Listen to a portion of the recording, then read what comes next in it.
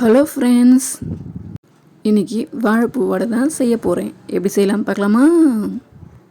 வாழைப்பூ எடுத்து க்ளீன் பண்ணிக்கலாம். அதில் இருக்க நரம்பெல்லாம் ஒன்று ஒன்றா எடுத்துகிட்டு நல்லா க்ளீன் பண்ணி எடுத்துகிட்டு குட்டி குட்டியாக அரிஞ்சு எடுத்துக்கலாம். அரிஞ்சு வச்சது உப்பு மஞ்சத்தூள் சேர்த்து நல்லா வேக வச்சு எடுத்து வச்சுக்கலாம். இதுக்கு கடலைப்பருப்பு ஊற வச்சு எடுத்துருக்கேன். ஒரு மிக்ஸி ஜாரில் பச்சை மிளகா உப்பு முதல்ல ரெண்டுத்தையும் அரைச்சி எடுத்துக்கலாம். இது ரெண்டும் அரைச்சி எடுத்ததுக்கப்புறமா ஊற வச்ச பருப்பை ஆட் பண்ணி அரைச்சி எடுத்துக்கலாம். வெங்காயம் கறிவேப்பிலை கொத்தமல்லி எடுத்து வச்சுருக்கேன்.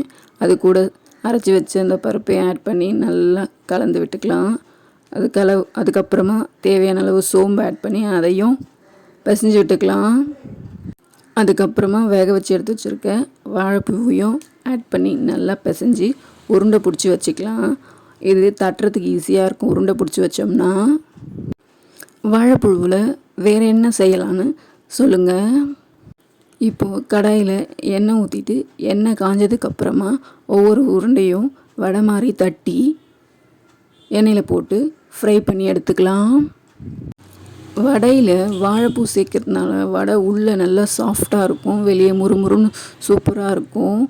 வடை நல்லா ப்ரௌன் கலர் ஆகிற வரைக்கும் நல்லா ஃப்ரை பண்ணி எடுத்துக்கலாம். இது பிடிச்சிருந்ததுன்னா லைக் பண்ணுங்கள், சப்ஸ்கிரைப் பண்ணுங்கள். நீங்களும் வீட்டில் ட்ரை பண்ணி பார்த்துட்டு சொல்லுங்கள்.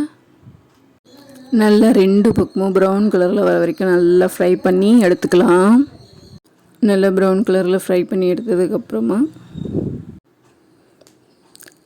வாழைப்பூ வடை ரெடி ஆகிடும். நல்லா முறுமுறுன்னு வாழைப்பூ வடை ரெடி ஆகிடுச்சு.